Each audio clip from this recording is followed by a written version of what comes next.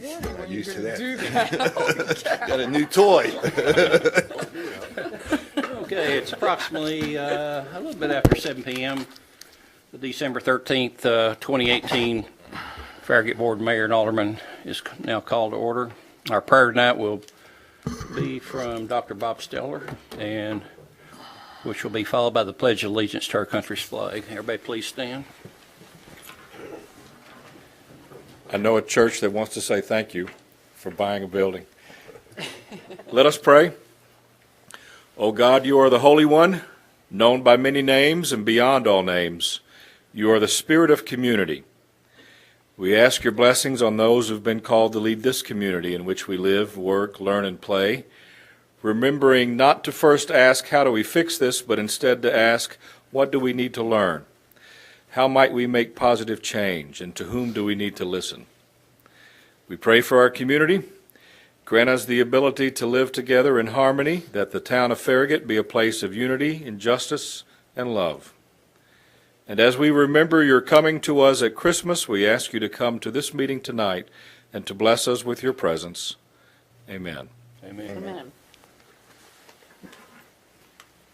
Pledge allegiance To the flag of the United States of America and to the republic for which it stands, one nation, under God, indivisible, with liberty and justice for all.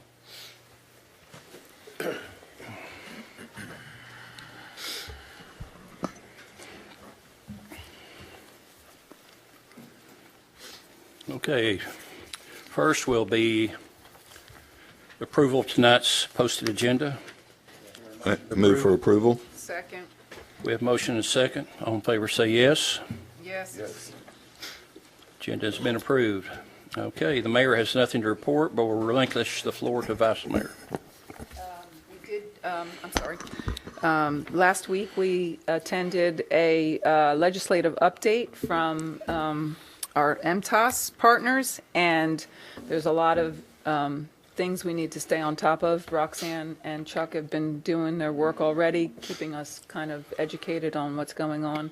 This internet sales tax and everything kind of associated with that is something we really need to be paying attention to. Destination sourcing is a frightening concept to me, and we need to kind of keep on top of what's going on. So I think it's something we all need to be aware of. Okay, thank you, Vice Mayor Pavlin. Any other report by Alderman? Okay, if none, now will be the presentation of the comprehensive annual financial report for this fiscal year, which ended June 30th of 2018. Yes, sir. Mr. Bob Bean with Ingram Overholt and Bean is here to present our report. Okay. Good evening, everyone. My name is Bob Bean. I'm with Ingram Overholt Bean in Alcoa, Maryville. I actually helped one of my colleagues do the audit this year. And first of all, I'd kind of like to thank Allison, her staff, who we, for 2 or 3 days, we kind of disrupt their normal routine. That's just when we're here. Then when we get back in the office, we, on a periodic basis, we disrupt it some more if we have questions. So we are appreciative of her staff. She welcomes us with open arms, and it's usually like that, but every now and then it's not, so we appreciate that. I think she said you've had your audit reports, give or take, a week. Of course, I'm not going to read the numbers to you. I'm going to just hit the highlights. Then if you have any questions, I'll be glad to answer them. Probably the most important item on the in the audit report is our opinion, the auditor's opinion. It's actually on page 11. I'm just going to read you the first paragraph. It says, in our opinion, the financial statements referred to above present fairly in all material respects the financial position of the governmental activities, each major fund, and the remaining fund information of the town of Farragut as of June 30th, 2018, and the respective changes in financial position thereof, and the respective budgetary comparison information for the general fund for the year then ended in accordance with accounting principles generally accepted in the United States of America. That's one long sentence. I didn't make that up. That's the jargon we have to use. What that means is I've been places and the question was, where does it say we have a clean opinion? And I says, if I wrote the rules, I would actually put that phrase in, but since I don't, that paragraph I just read means you have a clean opinion.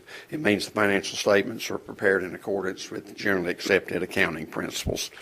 So that is the clean opinion.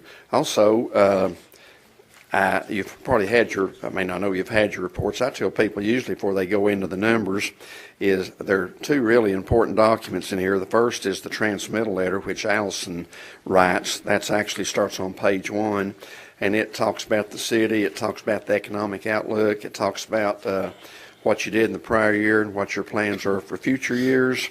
And so it's 6 or 7 pages. It's good to read. Gives you an overview of the financial statements.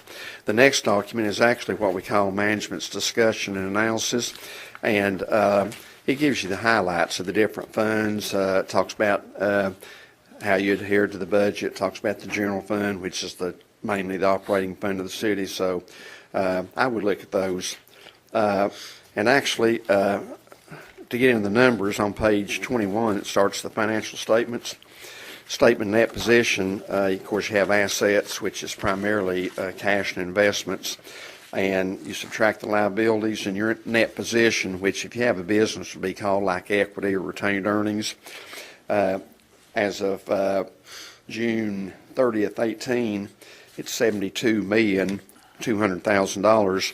As of June 30th, 2017, it was $65 million. So you can see it's increased about $7 million. Large part of that is cash and investments. So, and there's, of course, the only debt of the city is what we call compensated absences, which is the accrued leave for the employees. I think it's, let me see exactly what it is. It's about $171,000. So you have the distinction of all the audits I do and not having a lot of debt. Most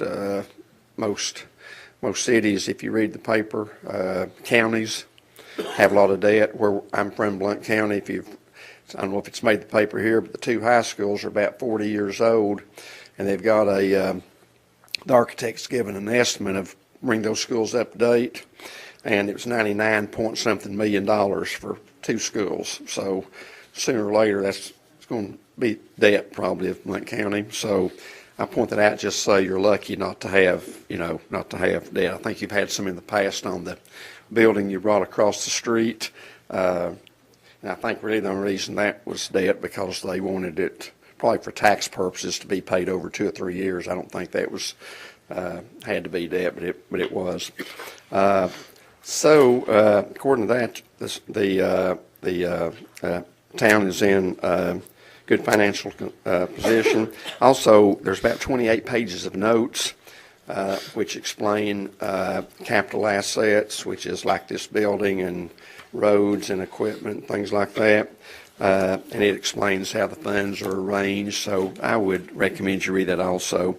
Then in the very back of the report, pages 79 through 99, if you get, usually by this time you've got tired of reading dollar amounts, and there's some pretty nice schedules there that are not financially related. They talk about the demographics of the town, how many acres of parks you have, the number of parks, the principal employers, and things like that. So it's kind of it's required to be presented also, but it's not dollars, but it's things that's good to know about the town. So all in all, you've got a clean audit, a good audit report, and I'll be glad to, Mr. Mayor, to entertain any questions if you have any. I have no questions. Any other aldermen have questions? I have a quick question, just, I guess, in procedure. Is it during audits that you would get any recommendations, if there's recommendations to be made? Yes. Okay. If we saw, I'll give you an example. If we saw that something basic like the checking account wasn't being reconciled monthly, of course it is, that'd be a finding. We had no findings, but anything like that during the audit that we found that was material, sometimes you see something and it's not, on the grand scale, it's not very large, but if we find something that could affect the financial statements, we would have a finding, and if that was the case, we would print that finding, and we would also print what management's what their comment is, whether they agree or don't agree, and if they agree, they would put how they were going to fix that. So we don't have any of those, but does that answer your question? Yes. That's an example. If we found something, Okay. we would put that in the audit report. Yes, All ma'am. right. And to attach, go on from that is, I know every so often rules change, and how you handle things or how things are reported change from time to time. Is that something where that if something happens, you would be advising Allison, hey, this has come down the pike, you guys might want to take a look at this and Yes, and if there were new readjust? pronouncements, Okay. which, there again, this goes back, I was just a young man when this happened, but back in the early 2000s, we started having to report fixed capital assets, Okay. which I say is like the town hall and some roads and all the equipment. So, and I can't remember exactly how we did, but all the governmental clients that we had, we kind of said this is coming down the pike, and if you don't have a good record of your capital assets, now's the time to do it. So, Thank you. so anything that's of importance that the GASB, which is the Governmental Accounting Standards Board, any new pronouncements they put out, then we advise, or when we do the audit report, we incorporate those in the report. So Okay. everything will be up to date. Thank you. Okay? I have no other questions. Scott? This is just my ignorance. I want to ask, the State of Tennessee Local Government Investment Pool, is that the retirement plan? The local employees? government investment pool. Yeah. That's the, basically the, if you have money to invest, you've got several choices. You can use local banks, you can, buy CDs, this and that and other. That is just that's basically the savings account that's administered by the state of Tennessee. Okay, thank you. Yeah. Ron? I have none. Drew? No questions. That's it for us, I guess. Okay? Thank you. Thank We appreciate you. it. Thank you, Allison, for all your hard work. Okay, do we have anyone signed up for to speak at our citizens forum? Okay, good. Okay, next will be the approval of the November 8th, 2018 minutes. Move to approve. Second. Everyone had a chance to look, to review them? I have. Yes. Okay. Any changes? Sir. Okay, if not, then hear a motion and a second. All in favor say yes. Yes. Yes. Let the record show that November 8th, 2018 minutes have been approved. Okay, now we can move on to our list of tonight's business items. First will be the approval of Resolution R 2018-14, declaring a certain town property to be surplus property. Yes, sir. We have a couple items that need to be surplused, and those are items that have a value of greater than $100. Those items are a 2003 Ford Ranger pickup, a 2003 Kubota tractor, pews and pew fronts from the community center, a pulpit, and a museum display case. So the motion is to approve Resolution 2018-14, resolution declaring certain town property surplus property. To approve. No second. We have a motion and a second. Do we have any discussion? I have a quick question. The museum display case, is that coming out of the church, or is that, No, it's from our museum. okay. Just curious. Okay. Any more discussion? The steeple is not on here. What's going on with the steeple at the church? That is eventually, when we get to the construction side of things, there has been a church in East Knox County that has requested the steeple. They'd like to have it for their church. I guess their church does not have a steeple.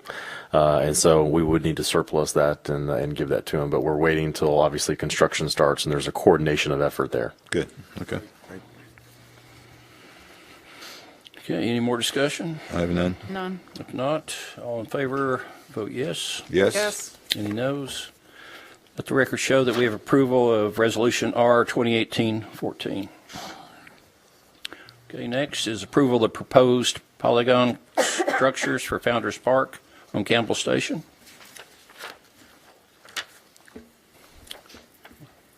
I think Sue's going to present that. The Parks and Recreation staff is proposing a covered stage to be constructed in the northwest corner of the open area of Founders Park. this is the area that the stage has been placed in for the lawn chair series and Book Fest in the last couple years. The cover of the stage will be a polygon structure that is similar to the two other pavilions in the parks, and those are polygon structures also. It will measure 11 feet deep and 24 feet wide, will be black with a green roof, and will include cutouts for electrical and lighting. The Public Works Department will actually be constructing this pavilion and the raised stage area sometime in the spring of 2019.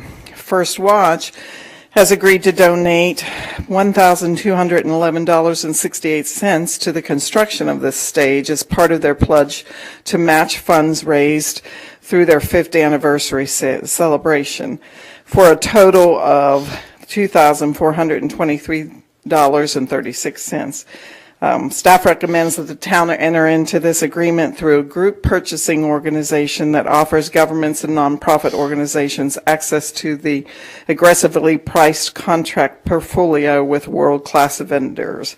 Sourcewell, which we all know prior, known as NJPA, is a member-based organization that has no cost to join and no obligation to participate. Purchase through Sourcewell simplifies the process for us while complying with the town's procurement recommendations and requirements, because the suppliers have already gone through the bidding procedure. We've used this group purchasing organization for several projects in the past several years, including the splash pad and the playground surface at McVee Park. So we are recommending that you purchase this, and our timetable on this, if you approve, it will take 7 or 8 weeks, probably another week after that because of the holiday time period for this to come in, and then it'll be sort of up to Weather and Bud's crew schedule of when it's put in. So we're having our Dogwood Trail as our featured trail this year, and that luncheon will be in early April at the park, so it'll either be before that, or after that, and hopefully before the first lawn chair series of the summer. I move to approve a contract with Polygon/Porter Corporation for the purchase of an HHA-24MR pavilion. Second. Okay, discussion? Just briefly, just commenting, I know that, Ms. Stoll, you've talked to the lawn chair series, and they're very supportive, very excited about this. I will note, I follow them on Facebook, and they just recently got a lot of play with somebody else who had put out a thing about what that lawn chair series is looking like, and just classic Americana. I think they said it was, what's that classic drawing guy that used to do the New York Magazine years and years and years ago? Yes, Norman Rockwell. And that's really, I don't know if any of you have been out to the lawn chair series. That's what it is. It's really given Farragut it's just given us such a boost, and it's so exciting, and I'm glad that we can do this for them and continue to encourage them to produce this series every summer, because it's just an exciting thing to see. So thank you for Yep, you're welcome. pursuing this. And it's useful for a lot of things, many events, so. Yep. Park. I do have a question. I just want to get the numbers straight in my mind. We're asking for $12,118.30. Right. The First Watch is donating $2,423.36. Apparently, they were shooting for $5,000 and may still add to that. Is that $2,423 or $5,000? Is it going to come off of this $12,000, or is that in addition? Well, help me understand the numbers. There's a $20,000 total budget for this, Okay. and with additional monies, it would be a $22,423 budget for this. Bud will require a fair amount of budget for the rest of the day, because he has to build the stage, the footers, the facing, the access. There has to be an ADA ramp. There's a fair amount of cost involved with the rest. So what First Watch was able to raise will actually allow us to make it a little nicer.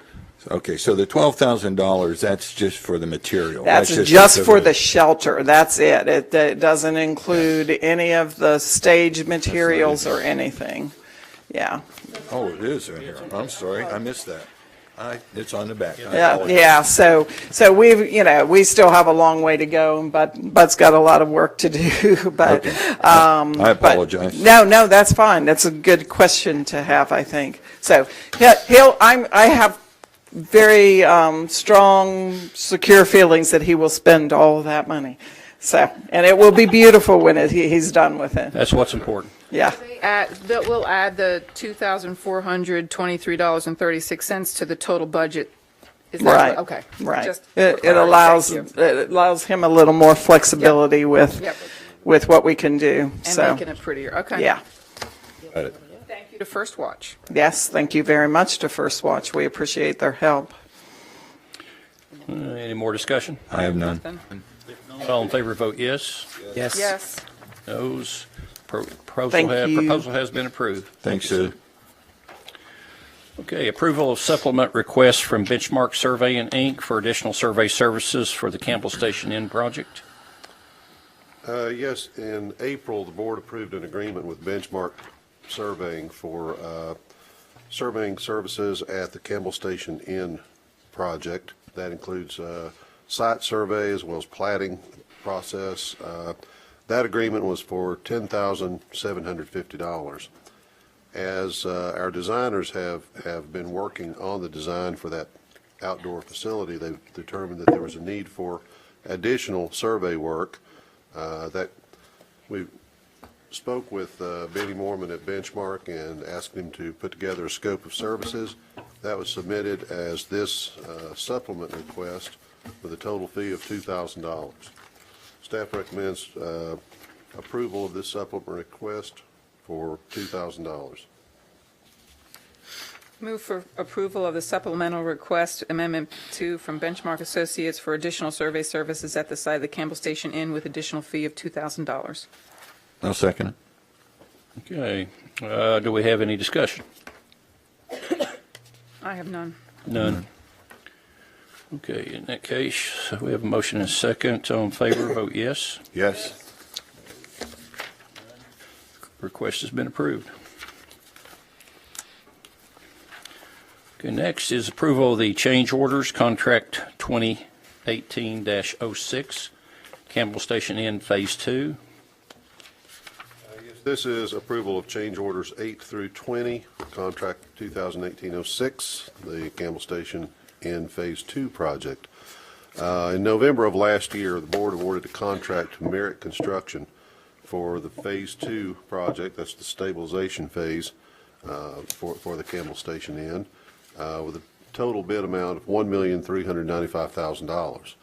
Now, at that time, the board also authorized staff to approve change orders up to a maximum of $50,000. The idea for that was to try to help us approve change orders more swiftly than the normal process. Fact is, if you go into a 200-year-old house, you're going to have a lot of change orders. The board approved change orders 3 through 7 back in June with a total cost of $12,606.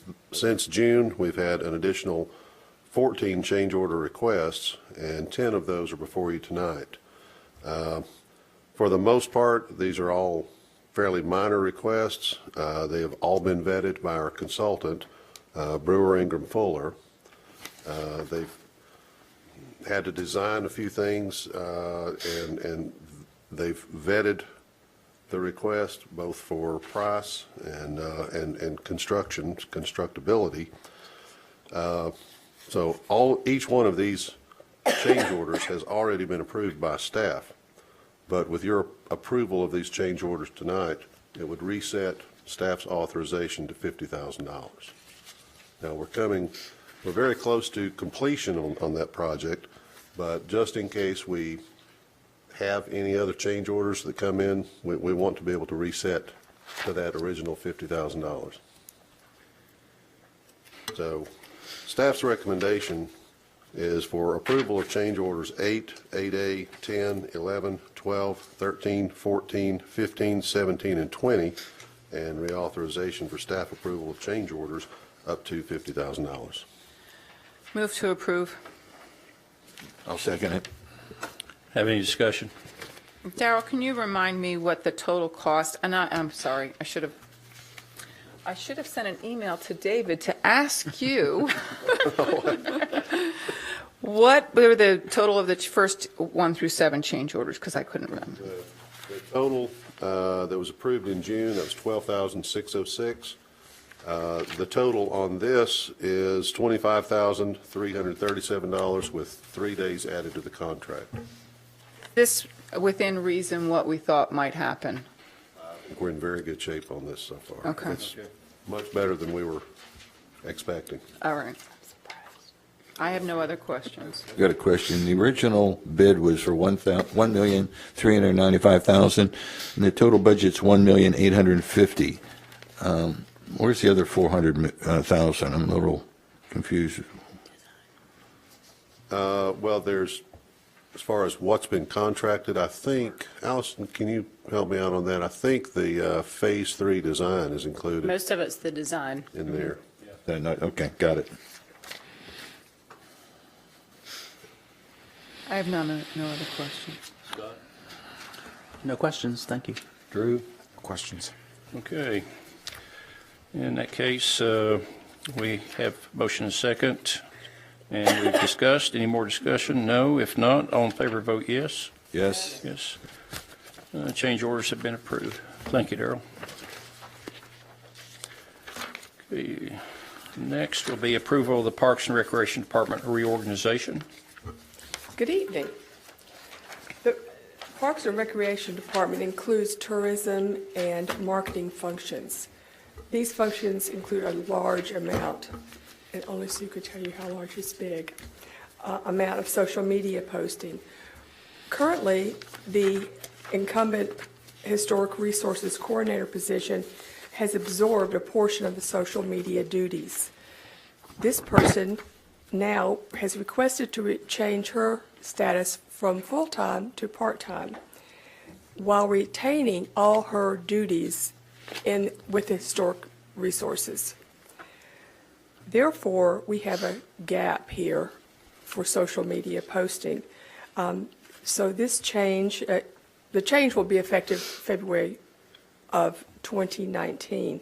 In order to meet the social media posting and other duties in the department, a part-time media assistant position is requested. A draft organization chart and job descriptions were in your packet.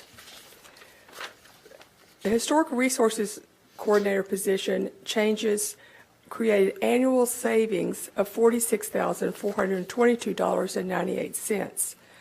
The part-time media position that we're suggesting will work an average of 23 hours per week with an estimated cost of $17,940 annually. The net annual difference is a decrease of $28,482 to the annual budget. Staff recommends approval for these changes. I'm going to move to approve a change from full-time to part-time for the Historic Resources Coordinator position and the addition of a part-time media assistant position. Second. I have 2 questions. Yes, ma'am. How do we handle this in our budget adjustment? Does it just come out of the Parks and Rec budget and ends up in our general? It just shows up as subtracted from their budget? There'll just be additional dollars at the end of the fiscal year that go into general fund reserves. Okay. And second, I know that eventually we're going to get into the community center, but until then, where are you putting this person?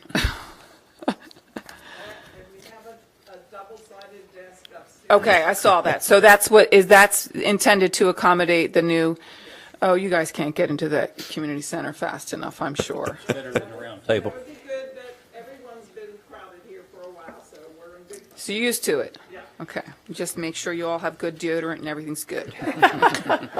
All right, those are the only questions I had.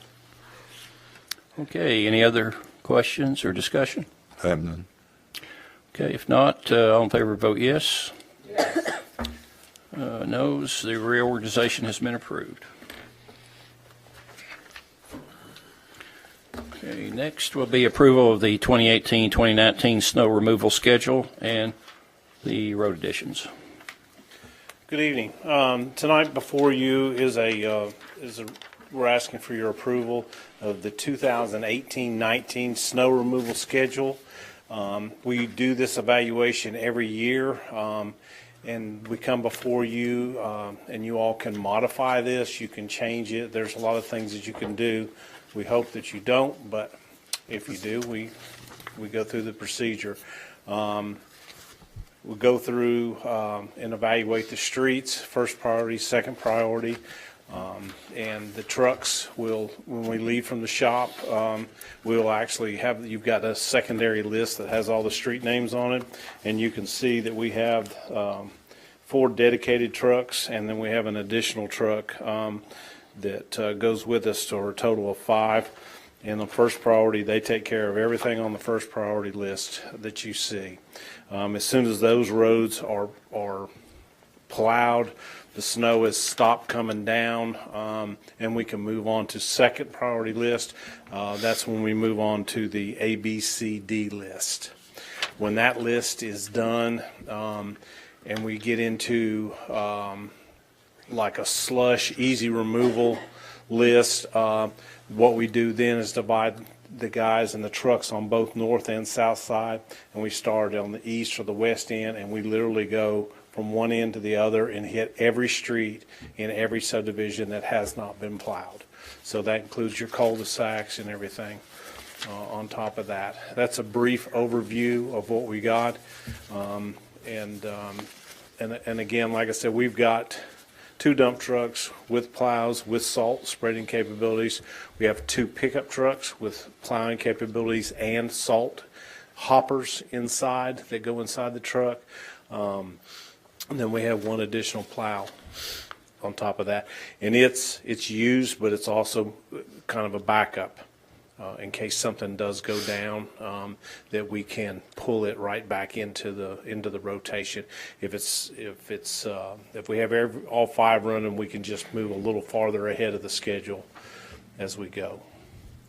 And so what we're doing this evening is just looking for your approval of this list for this next year, and hope that we don't have to use it. Some of us kind of hope you have to use it. I want to use it a little bit. Tell me where you live, and I'll leave you a pile of snow. There you go. I'm going to move for approval for the Public Works Department to add the new roads to the snow removal schedule and map. Second. Okay, we have a motion and a second discussion. I have a little discussion. It's more a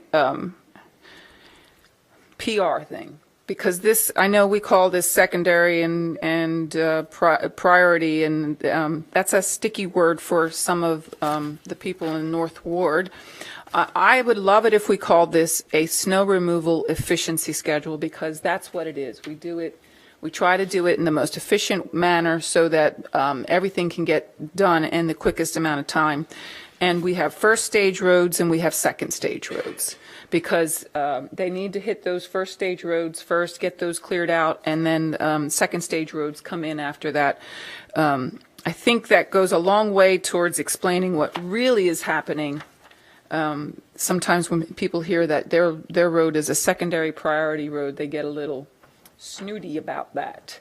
And then they call downtown and wonder why their road is a secondary priority, when really all it is a second stage of a very efficient schedule. And really, you can't switch the secondary priority roads to be first priority roads back and forth, because then you're really taking twice as long to try to get everything. That's my one suggestion. And that's all I have to say. I think Bud's been at this a while, and regardless of what you call it, and what she's suggesting does sound more pleasing to the ear, but I think the way this is laid out, I've watched it done when it was done, and it's very efficient. So I agree, which is why I like the name efficiency schedule. Question: how do you handle the parks? So, for instance, McPhee, Founders, places where a lot of families kind of head towards as soon as snow does show up? You're the first person that's asked me that question. We do not have the parks on the list. Our main priority is the streets that are traveled with two-way travel, for emergency vehicles, for pedestrians, for citizens, for anybody that's traveling in town.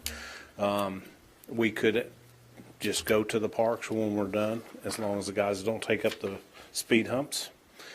And we can do, you get into a park and what you end up with, parking lots are just miserable to plow because they're so big and there's no place really to get rid of the snow. And just like this parking lot here, we do take care of this because the citizens come here, we'll shovel off sidewalks, salt, put calcium down, and plow around the town hall because we have citizens coming and going in here for business. But we have not attempted to try and do the parks. And so one of the things that we could do is do the roads in and out of the parks. But unless I get, get directed, to try and do the parking spaces and the lot itself, it's a lot of work. It would be. Sure. And I imagine the pavers at McPhee are probably not simple either, or easy to mess up. But you drive by there, as I'm sure you do, when it snows, and every family with kids is headed to McPhee Hill or Anchor Hill at the soccer field. Watt Road's same way. The parking lots are full, and those hills are there's a ton of people and families on them. Yes, sir, I agree. But right now we haven't got into the parks. So, Do we have a marking on the where there's speed humps? I know I look at truck 19 and I think it has the Thornton Heights plowing. Every speed hump has signs, but when you're plowing, they sometimes, just like everybody else, they don't pay attention to signs. And next thing I know, I've got one turned up. Country Manor has a couple in it, and there's signs at each speed hump. I just have to remind them, and there's certain manholes in town that if you hit one, it sounds like a bomb going off inside the truck, and the plow does its thing, and sewer lids fly. And so I try and remind them to just be very, very, very careful, and so, and I think, if I'm not mistaken, both sections are on my truck. So that's just one shift. So the other two shifts might take them out too. So, but we have taken them out, but we don't like to. You're keeping a notebook, right, of all these, the secret knowledge of Bud McKelvey? It's all written right here. There's no secrets. It's out there. Like I said, we try and do the best we can do, and for the new alderman, and the other board, I've told them this before. There's no two events that are the same. This past Sunday, big giant monster flakes come down, the road gets covered in 5 minutes, and we're going, oh, we weren't expecting this to happen. We jumped out, we plowed for about 2.5 hours Sunday morning. And before we got done through all the list, it was pretty much gone. There's just a couple places, north-facing slopes, anything with shade, steepness. There's all kinds of factors that go into it. There's all kinds of temperature. There's all kinds of the type of snow that comes down. Sunday, we didn't drop one grain of salt on the pavement. It was all plow. So When do you guys decide to brine? we don't. Okay. Oh, we don't. Oh, they brine on Kingston Pike. That's Kingston Pike is a state road, and the state will take care of that. Okay. Sections of Concord Road is a state route. They'll take care of that, and the interstate is state route. Okay. But the town does not do any brine. Okay. So, Bud, make sure I understand this. So the first priority or first stage, whatever we decide to call it, those roads we try to plow during the snow event. right? And then the second stage, we wait till it gets slush, generally No. speaking, or, No, sir. okay, or you wait till the snow's Now, done? what you're looking at is the snow event itself. So first Okay. priority, let's just say it snowed, and it snowed for 3 hours, and it stopped, and we got all of first priority taken care of, and we could move on. We've done all we can do. That's plowing, putting salt down. We've done all we can do to that road. We move on to second priority. Okay, but you They- will, they you get do to- start plowing during the snow event?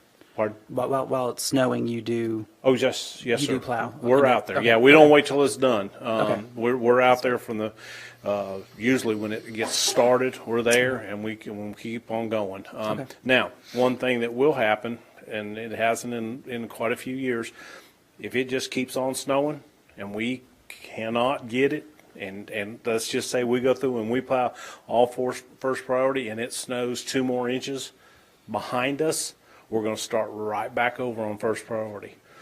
We want to get that. Those are the major roads and major places that we want to get cleared off first. And then we will move on from there. But it hasn't happened in quite a while where we've had to just stay on first priority for a long time.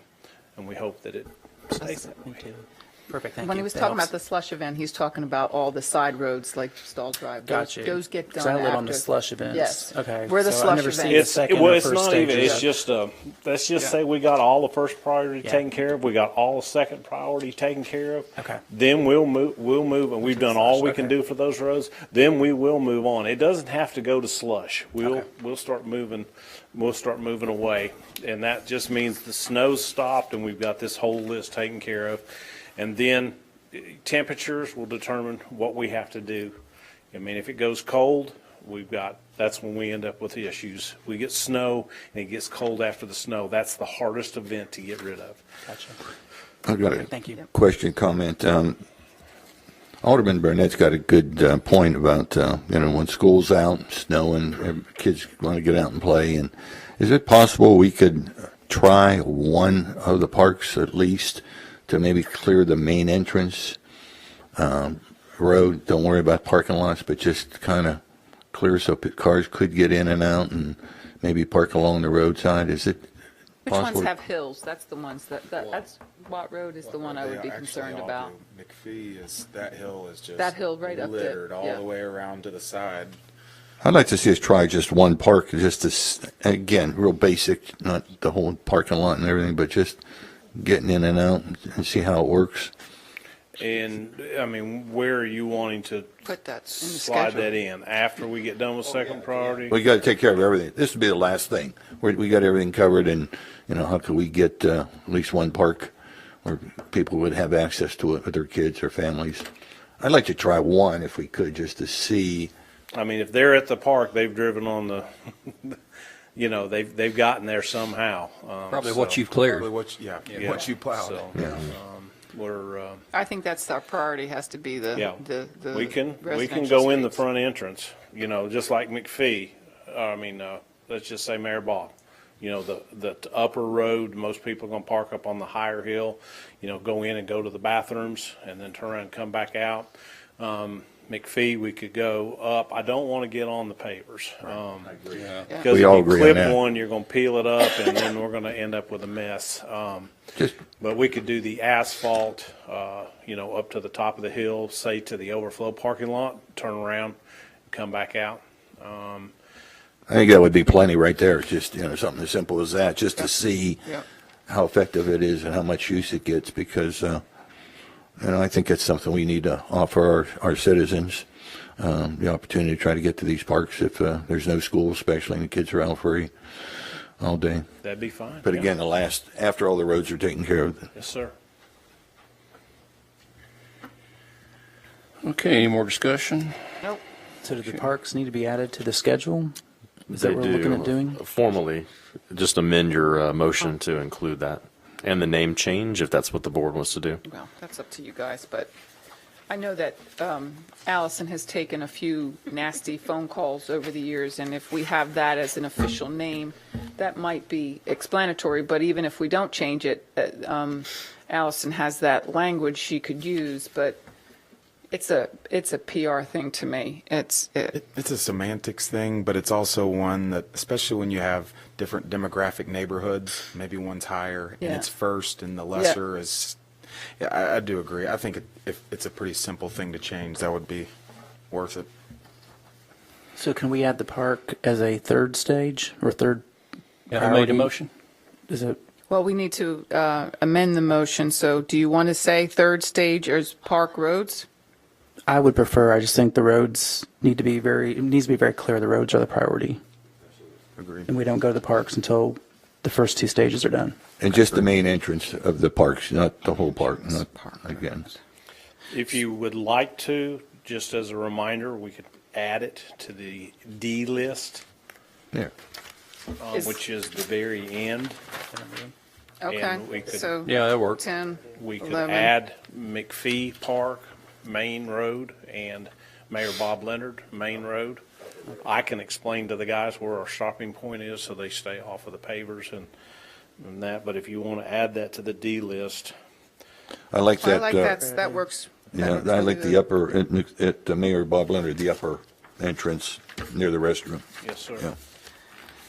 Okay. So I'm going to make a motion to amend to make an amendment to the original motion to rename the snow removal schedule to snow removal efficiency schedule with first stage roads and second stage roads, and add to the second stage road listing D, number 10 McPhee Park Main Road, and number 11 Mayor Bob Leonard Park, Upper Parking Lot Road? Is that what we're talking about? Upper lot. Upper Lot Road. Second. Okay, we have a motion, we have an amendment. So we're voting on the amendment first, right? Yeah, amendment to the original motion. Okay. All in favor, vote yes. Yes. Yes. Okay. Noes, okay. The next will be the motion itself. All in favor? Yes. Yes. Yes. Okay, the schedule and additions have been approved. Thank Louise, you. now, Thanks, Bud. since you did, how'd you list that? Snow remove, I'll send you an email, Bud. No, what's the I'll send it to That David. but you said stage, what did you say? First stage and second stage. And then when old stage calls in and wants to know where I go there. Goodness gracious. Thank you all. We appreciate you, Bud. Okay. That was easy. Okay, approval of the variance from distance from intersections requirements for collector streets is provided for in Farragut Municipal Code, Chapter 22, Article 5, driveways and other accessways related to requested second access onto Campbell Lakes Drive for tire discounters at 709 North Campbell Station Road, 1 acre zone C2, Leesman Engineering Associates applicant. Okay, the tire discounters, it's being developed on North Campbell Station Road. It's from 709 North Campbell Station Road. They're here to request a variance to put a second driveway cut in on Campbell Lakes Drive. And that cut will not meet the town's minimum separation distance between driveway cuts and intersections. Their original site plan was approved back in April. At that time, both the Planning Commission and the developers were very interested in being able to secure a cross-lot easement for access to the property to the north. But they weren't able to secure that easement in time for that meeting. So what they did is ask the Planning Commission to approve the site plan without that, with the understanding that if they were able to eventually obtain that easement and work something out with the northern property owner, that they would have to come back and amend their site plan to do that. They came back in November to request that site plan amendment, but also they needed a variance to accomplish it because the property owner to the north, as part of the negotiation between the two property owners, was insistent upon having direct access across the front of the tire discounter site, and two-way ingress and egress from that driveway cut there. From a staff perspective, I think we would have preferred them to circle around the back of the building and come out, but that would not have worked out for the northern property owner, and they would not have been able to secure the easement and get the second or get the cross-lot connection. So that put tire discounters in the situation that they needed to request a variance to put that second driveway cut in on Campbell Lakes Drive. So they're proposing to put that driveway in, have it both be an ingress and egress point, so in and out traffic.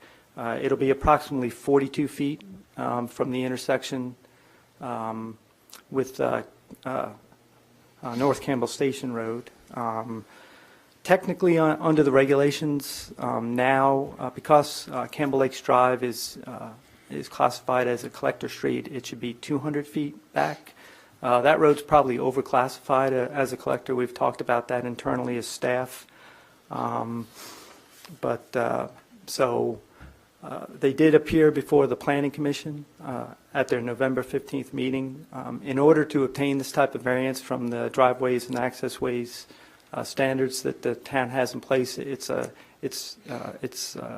two-step process. It requires both the Planning Commission to take action on it, and then the Board of Mayor and Aldermen take action on it. The Planning Commission did approve the variance. They discussed it at some length, and I think their feeling was that the benefit to the community of having the cross-lot access between the tire discounter site and the property to the north where the Dunkin' Donuts is currently outweighed any problems with that driveway cut being closer to the intersection of Campbell Lakes Drive with Campbell Station Road. There's not a lot of traffic there. Campbell Lakes Drive is probably not going to be extended westward because of some development that's occurred in the area, and also some physical constraints on the property that lies further to the west. So they felt that it was a fair compromise, and that the benefit of having that through traffic so that people do not have to access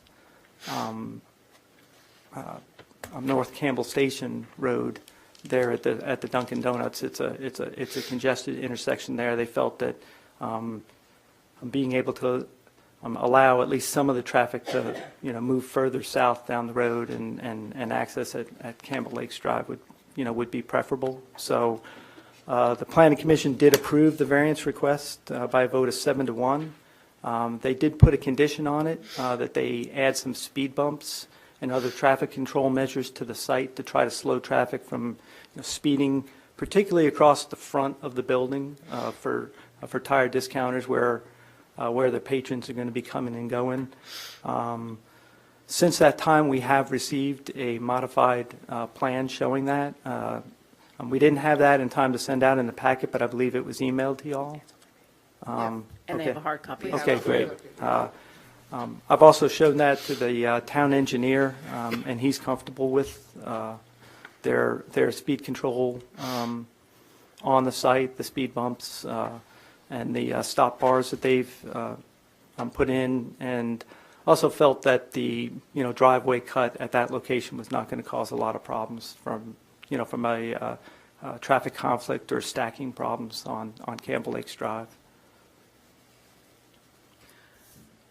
I also think there's someone here from Tire Discounters if you have any questions. I'm going to move to approve a variance to the driveways and other accessways ordinance that would permit a two-way access with the nearest portion of the driveway curb line being approximately 42 feet from the North Campbell Station Road right-of-way, subject to the Planning Commission's stipulation regarding the inclusion of speed bumps near each end of the two-way access as reflected on the revised site plan layout to be approved by the town staff, or was approved by the town staff. I'll second. I will add an additional note, I apologize, that they did take out it used to be a gas station that had primary entrance from Campbell Station directly into the property. So just so that people know that that was something that they had relented on as well. Go ahead, I'm sorry. Well, we're already in discussion. Yeah.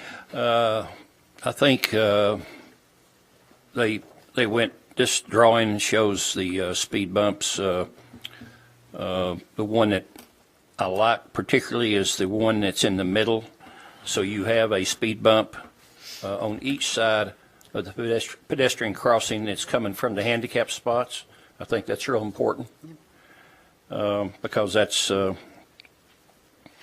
probably a, without that, I think you would have a dangerous situation right there. So, Yep. Any other discussion by? I'm fine with how the new plan's laid out. I would just say that I would love in the future for us to maybe look at some ordinances that may better protect the layout of buildings like this that have large bays that face a main road in our town.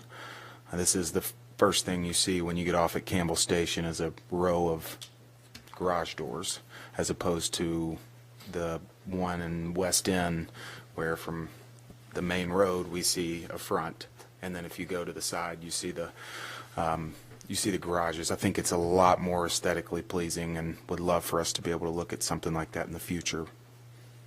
Sure. Okay.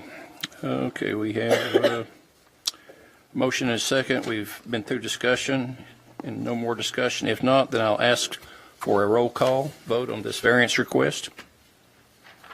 Alderman Burnett. Yes. Alderman Meyer. Yes. Alderman Pinchuk. Yes. Hovland. Yes. Mayor Williams. Yes. Okay, the variance has been approved with stipulations. Bart, I have a real quick question for you. Why would this, it's just a procedure one, why does this come to the Board of Mayor and Aldermen and not the BZA? It's not technically a zoning ordinance, so it doesn't have to go to the Board of Zoning Ordinance. It's a freestanding municipal code, and the way the variances are written into it, it's Planning Commission and then the Board of Mayor and Okay. Aldermen. So- All right. I appreciate the clarity. Thank you. Okay. Next will be approval to permit subdivision entrance structure and sign within the median of Needlegrass Lane in the Brookmeyer subdivision off Furchie Road. Saddlebrook Properties, the applicant. Okay. Brookmere subdivision is, and their developers are requesting approval by the town board to locate their principal subdivision entrance sign and a related structure in a median island within the proposed entrance road to the subdivision. And that is Needlegrass Road as proposed. The town's sign regulations typically require subdivision entrance signs to be located on private property within an easement and approximately 10 foot from the road right away. In this case, they're proposing to put it within a median island within the actual road right away, and under the town's current regulations, no signs or structures are allowed within public road rights of way or other public places, parks, that sort of thing, without the express written permission of the authority that controls the property, and being that it's going to be a town road, that's the town board of mayor and aldermen. So the request is to locate the sign within a median island. It really comes out of the fact that as part of the overall subdivision review process, and phase one of this subdivision has already been approved. They have concept approval and preliminary approval, and they're under construction. They're now at the point that they're working on getting site plan approval for their swimming pool and sort of clubhouse area, and the entranceway into the subdivision, which includes the sign structure. During the review process of this subdivision, it was sort of being done in concert with the Virtue Road improvement projects. There was a lot of public input at that time, And, what came out of that public input was the idea to put a roundabout in at the entrance to the subdivision. The developers were in favor of that. They thought it was a good idea. It was something that the community wanted as a possible traffic calming measure to slow traffic down on Virtue Road. So the town, as its design engineers that are working on the Virtue Road improvement project, to look at how that might be integrated into the road design. They came up with a way, but it sort of shifts it a little bit onto the developer's property, and that complicated their entrance plan. They're also dealing with a lot of floodplain issues on this property. Basically, all of the property, or not all, but the vast majority of the property between Virtue Road and the creek is in a floodplain of some sort or another. So most of that is going to be open space. There aren't any lots being platted down in that area. The one real improvement that the developers are making is their pool and clubhouse area and the entranceway into the subdivision. So, that the shifting and the way the traffic's going to flow around there sort of presented some complications for them on how they wanted to go about putting in their entrance sign and the structure around it. So rather than try to put it off to the side as most are, they would like to try to put the sign and structure within the large median island at the entranceway there to the subdivision. It is a large median island. It's approximately 25 feet wide and about 90 feet long. They're proposing to put the structure and the sign about 52 feet back from the curb of the median, where it becomes the eastern leg of the on the northbound lane of the turn of the traffic circle. So it will be quite a ways back from the main traffic going around the circle, and really be much more internal to the subdivision than it would seem on its face. But again, in order to do that, they need the permission of the town board. Some of staff's concerns regarding that was precedent. There are some older subdivision entrance signs that are within the right-of-way in town, now either to the side of the road in the right-of-way or in a central island like this. But those pre-existed this ordinance. I guess from a staff perspective, we think that there is some uniqueness to this because of the turnaround that was, or I should say, the traffic circle that was introduced to the Virtue Road design.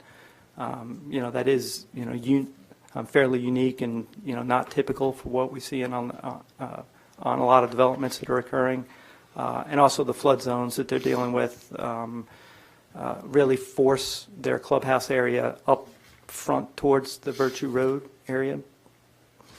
And then we were also concerned with protecting the town from any liability from that sign location, either from a maintenance standpoint or from an accident standpoint. So if the board feels that their proposal is warranted based on the uniqueness from the roundabout being introduced to the project and the flood zones, then we would suggest that it be done to where there's an easement platted in that median and some language put in on the subdivision plat and in the homeowner's deed restrictions that limit liability for the town for both the maintenance of the sign, the structure of the median island, and also hold the town harmless from any liability that might occur from an accident that occurred there, or if any road work needed to be done or utilities needed to be worked on and the sign structure was damaged, that it would be the responsibility of the subdivision to make those repairs to the sign and structure. So. Can we ask questions now? We're going to make a motion first. Okay. Yeah. I'm going to move to approve the proposed location of the subdivision entrance sign within the right-of-way of Needlegrass Lane due to the unique condition of the roundabout being added to the Virtue Road Improvement Project, subject to the area within the median being platted as a sign easement on the final plat with accompanying language on both the plat and in the recorded restrictive covenants that assigns all maintenance and liability to the Brookmere Homeowners Association, with all said language being first approved by the town attorney. I'll second it. Okay, we have a motion and a second. Now it's time for discussion. So Bart, I have a question. Sure. Just in your experience, is there another location where the sign could be placed other than the median? Well, they could, put it to either side of the road. Yeah, I think their feeling there, and there is someone here from the developer that can explain that better. Is I think they felt that putting the structure and the signage in the meeting would help for sign visibility. It would sort of remove it from the traffic flow around the roundabout. If you can imagine it where a subdivision entrance sign would typically be, it's going to be pushed forward. Really, traffic's going to be circulating around that roundabout, and that it's going to be part of the road. It's going to be part of the through traffic movement, and this is going to pull the sign back further into the subdivision and maybe be a little more logical from a standpoint of separating the entranceway to the subdivision and the signage for the subdivision from the larger traffic movement and flow around the roundabout. But they can speak to that if they like. Yeah. Okay. Come up to the podium. Not to belabor the point, but what Bart just mentioned. Your name and address, please. Butte, 1304 Sumac Drive. Typically, subdivisions would have the wing wall signage, and if you think about traffic flow, if somebody's texting on their phone, they're going through the roundabout into the wing wall sign. Yeah. So we felt like, again, this sort of reflects a more modern approach for signage because we are all navigating to points with phones now. So signs used to be, oh, I'm here. It's Brookmere. Here we are. So we felt like this was a unique situation, and part of the traffic calming elements that involve the roundabout are also mirrored in this approach. It's going to create sort of a constricted feel as you pass through the space, and you'll know that you're entering into a subdivision. I will add further, you're going to have required signage for a roundabout in that area, and the more you're putting in there, the more it gets difficult to see everything. I agree. I appreciate, Mr. Monet, I appreciate your letter because it does make sense. Putting it out where it normally would be, you're putting it into the flow of traffic, and bringing it that far in. I appreciate that by that time people are making that turn and they are slowing down because they're coming around, and they're going to have to slow down and be paying attention. So I think it's far enough back. My concern is going forward. We're going to see a roundabout at Ivy Farms, McPhee at the park. We have a roundabout there with the potential for an entrance into something in that area. So this issue of where to put neighborhood signage is upon us with roundabouts, and we need to be prepared to understand what that's going to look like from an ordinance. Do we just handle it on a case-by-case basis? Do we address it in our ordinance? Because, yeah, it's only going to happen, a handful of times, but we're seeing roundabouts kind of being considered more throughout our town. And we may see one on, is it Boyd Station? That's a big farm. We might see a roundabout on there because that's a pretty fast road, too, if it's something that ever develops. So it's something we need to be mindful of. But I am supportive of this. I think of all the locations, this seems to me to be the safest location for someone. By the time they get there, if they are slowing down, you'll have plantings in front of there. I think it's better there than right on the corner where we typically put one. So.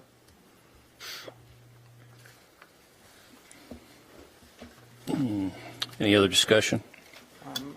I would note on this that okay. Just a technicality. It says on the applicant is Saddlebrook Properties LLC. My identity precedes me. the applicant is Homestead Land Holdings LLC, who is the developer of the subdivision. Okay. I'm Okay. Bob Money, 122 Perimeter Park Road. But the applicant should be Homestead Land Holdings LLC. Excuse me, Bob, I was just reading what was handed to me. Okay. Yeah, I know. I'm Does sorry. that doesn't change my motion or anything, that's just, True. okay.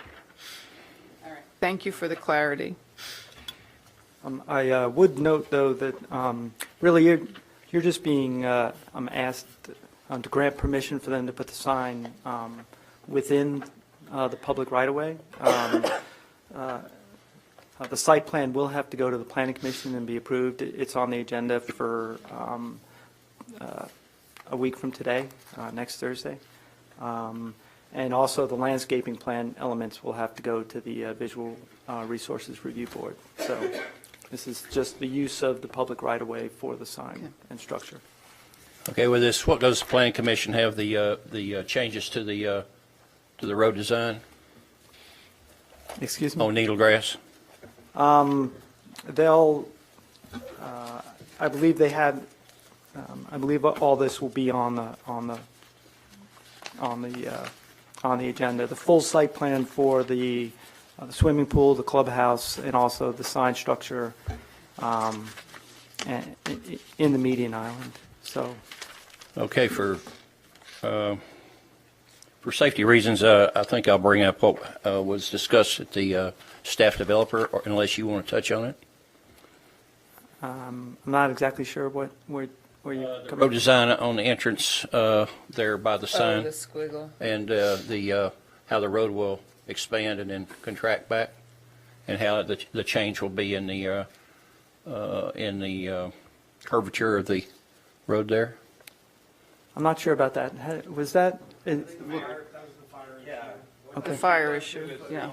Fire lane requirement, what we're doing is, you're referring to after you exit the roundabout. Right. The lanes, it's because they are one way, because they're going to be widened. And then once you get past the island, will be squeezed down a little bit. Constricted, yeah. And so you'll go in and squeeze down and then come back, and that was part of the fire requirement. Yeah. Dan approved that. Yes, sir. Yeah. Yeah. Okay, just want to make sure we're clear. We're good. And we do have revised plans turned in. We just haven't had an opportunity to look at them yet. So I don't know if that's reflected on the revised plans yet or not. But Agenda here for the planning commission. It doesn't look like that fire, the indentation on that is shown on the drawing for the planning commission, is what I'm getting at. So you're going to submit a different plan for that? Bob? We're kind of getting in the weeds here. That's really not Okay, that's true. we're getting in the weeds a little Okay. bit. Well, I just brought it up for safety reasons, as far as the entrance there, and another reasoning for the sign being where it's at, and how that radius has changed for safety. But thank you. And then one more time, so if we grant this access, the town is not responsible to maintain the sign, or if anything happens to the sign, it's The homeowners the association. HOA, I guess. Yeah. Okay. Yeah. well, I think our suggestion on that was that there be language developed with the assistance of the town Town attorney to ensure that can be done. That that you can put the right language in place that will hold the town harmless from liability on that type of thing. I would encourage that, most definitely. Yeah. Or stop somebody from suing us just because it's in the right of way. Yeah. But certainly the plat note that we put on there, I think the main thing is to make sure that the community is responsible for maintaining it and for any liabilities that may occur around that. So we'll do the best we can to do as much as we can to get our liability out of there. Thank you. Okay, looks like we've concluded discussion. All in favor, vote yes. Yes. Yes. Noes? None. The request has been approved. Okay, next will be town administrator's report. Mayor, I'd be remiss if I didn't mention again about our CAFR that we just got through talking about earlier tonight. And we have received the GFOA award for our CAFR for 26 consecutive years. That's a really huge accomplishment. I'm sure this year will be another year, hopefully, that we receive that same award, and especially when you have no findings that they found. Again, no findings this year in our report. That's a really big deal. But I think also what's a big deal is the fact that we've been able to double our fund balance in just a 5-year period. We're in great financial shape. I think a lot of cities would love to be in the same position that we are currently. And I think that goes a lot to both the board being fiscally conservative as well as staff watching our budget and watching our numbers, and Allison and her staff doing a great job of making sure that all those dollars are going to the right places. So I just wanted to mention that one more time. This is the time of year where we have a lot of fun around here with our staff Christmas parties and our events and everything else. We've already had a great Light the Park and a Celebrate the Season event. We've got our staff Christmas party tomorrow if y'all are able to make it. We have our volunteer breakfast next Thursday, December 20th in the morning here that Sue and her staff do a great job of making for us, and we appreciate that. Also, since we do have the holidays coming up, we do have a few things closing down. One is the museum is actually going to be shutting down December 17th all the way through the end of January, as we're doing a lot of renovations to it. Bud and his crew are going to be working on putting in a new video area where we've got an oral history we've been working on for a while, and we've got I guess a director, a videographer that's been working on that, and he's going to be having that presented at the end of January. So we're really looking forward to that in our new area that we've got in the museum. Also, Town Hall will be shut down for Christmas Eve and Christmas Day, and also for New Year's Day on January 1st. And so we will not have another Board of Mayor and Alderman meeting this year, but we'll have one in January on January 10th. Will be our next meeting. So with that, I have nothing else to report unless the board has any questions. Congratulations, Allison. Very well done. Okay. Page is the last page. No findings. That's the one I go straight to every time. I'm like, I just got to go to the last page. Is that where the findings are? Okay. Yeah, me too. Hale here tonight, so we will assume that there's no town attorney report. And it's approximately 8:18. We are adjourned. Somebody needs to put some felt on that. I really do. I think